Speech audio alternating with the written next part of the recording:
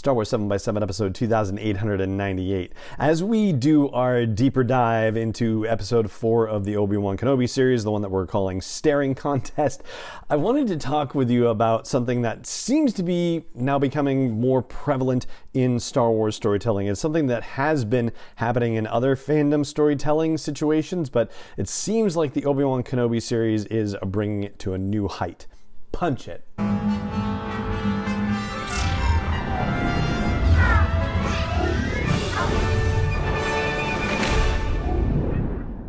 Hey Rebel Rouser, I'm Alan Voivod and this is Star Wars 7x7, your daily dose of Star Wars joy, and thank you so much for joining me for it. So the thing that I'm thinking about as we do this deeper dive into Staring Contest, aka part 4 of the Obi-Wan Kenobi series, is this sort of Easter egg culture that we have developing in various fandoms. And I would say that it's happening in the Obi-Wan Kenobi series at a level in which we haven't seen in previous Star Wars storytelling. Now, part of this is just outright Easter eggy stuff that, is very clearly intentional. Like when Obi-Wan Kenobi finds out that the Fortress Inquisitorius isn't just a fortress, it's a tomb, and he passes by all of those encased Jedi.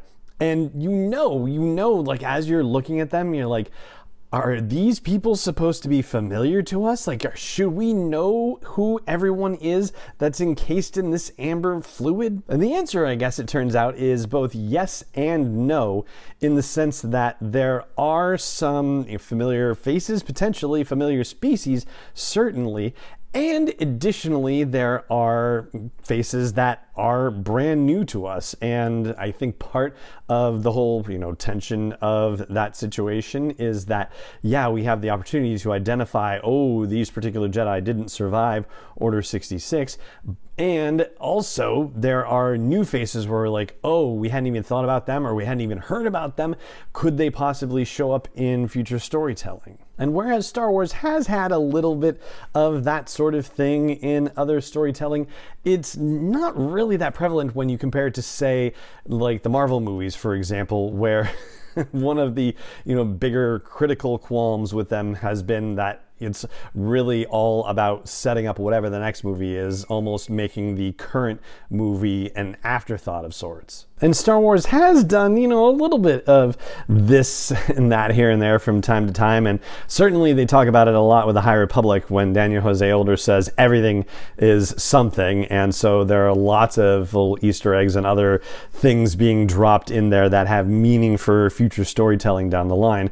But it hasn't really been prevalent in Star Wars storytelling the same way that it is, say, in Marvel movie storytelling, where some of the, more common criticisms, more recent criticisms being levied recently against, Marvel Cinematic Universe movies and TV series is that a lot of it is more about setup of whatever's coming next rather than fully concentrating on the story that's being told right in front of us. I know that's a rather curmudgeonly way for critics to be thinking about that sort of thing, but like the argument does have a little bit of merit. But back to the whole issue of who those Jedi are, and I'll post a link to a Den of Geek story by Megan Krause where she said that fans have been theorizing about various Jedi that were encased there, and she's got it all documented, so you can check that out if you like. And that's the more obvious Easter eggy stuff, where, as it turns out, as I was doing that search, I ended up also pulling up by, apologies on the name, Dias Johnston,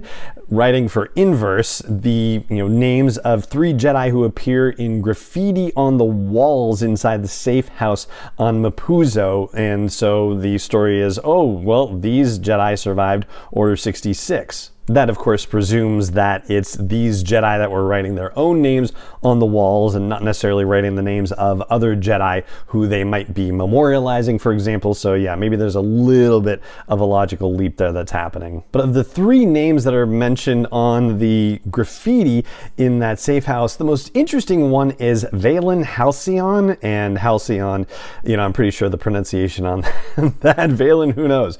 But Valen Halcyon, that was his Jedi name before he escaped the Great Purge in Legends and took on the name Hal Horn. And the reason why that matters is because Hal Horn is the father of Corran Horn, who is the protagonist of the Rogue Squadron novels. And now we start to wonder about Patty Jenkins's Rogue Squadron, which we know is supposed to be drawing from them as inspiration. Doesn't necessarily mean that Corran Horn or any other characters in Rogue Squadron novels are going to appear in her storytelling. But, you know, it's one of those things where you're like, oh, like, do I need to be paying closer attention to this sort of thing? And then there's the Easter eggy stuff that's like kind of out in the open, and it's almost not really Easter eggy. It's almost more like, you know, the whole stories like poetry and they rhyme sorts of situations. And I caught myself doing a little bit of this and documenting a little bit of this as we were having conversations about previous episodes in the Kenobi series. And I caught myself documenting it again where I saw it in part 4. Things like how interesting it was that Obi-Wan Kenobi was swimming underwater with one of those little breath things, which is exactly what he did in The Phantom Menace.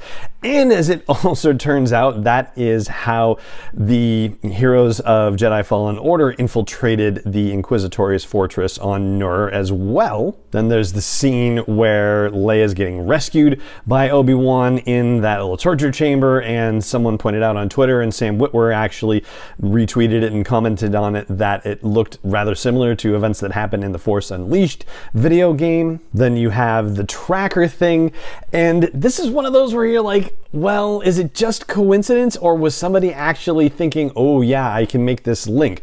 Because Reva, of course, puts the tracker in Lola, so that way they can find out where Obi-Wan is, and this is how Vader hears about this tactic. And then 9 years later, in A New Hope, he's going to get the idea to put a homing beacon on the Millennium Falcon to be able to track them to the Rebel base. So is that a coincidence?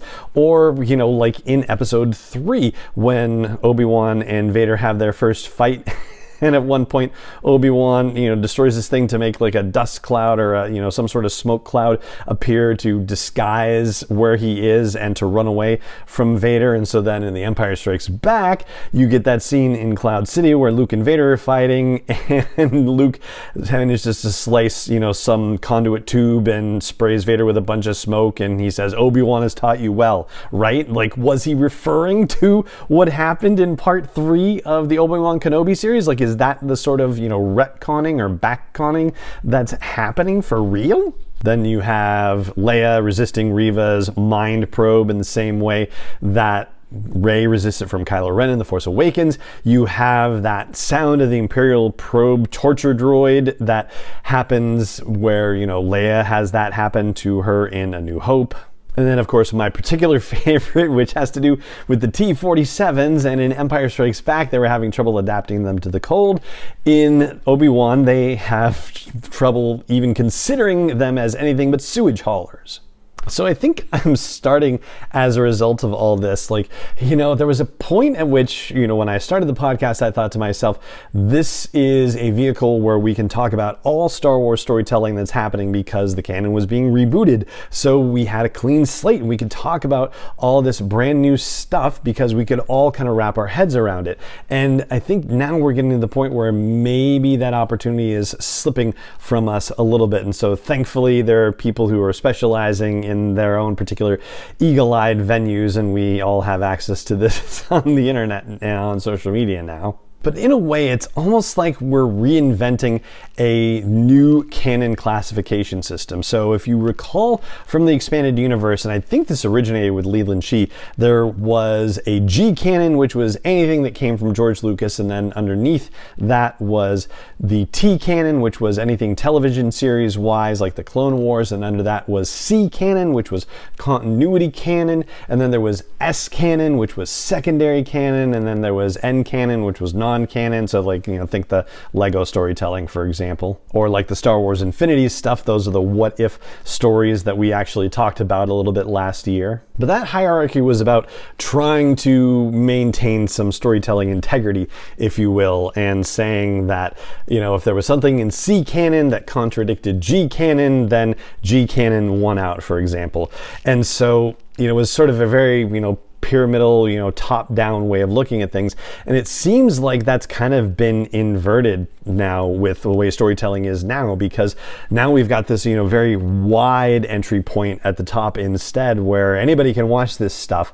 But then as you get a little bit deeper, you see sort of the rhyming and the echoes with other storytelling. And then you get a little bit deeper and you see, the faces of characters encased in amber, and you think, oh, some of those people look familiar. Isn't that interesting? And then you get really down to the bottom and you've got like Arabesh carvings on walls that are blink and you'll miss it moments inside stories, and you're heading to the internet or getting your little cheat sheets out to translate these things, which I love doing.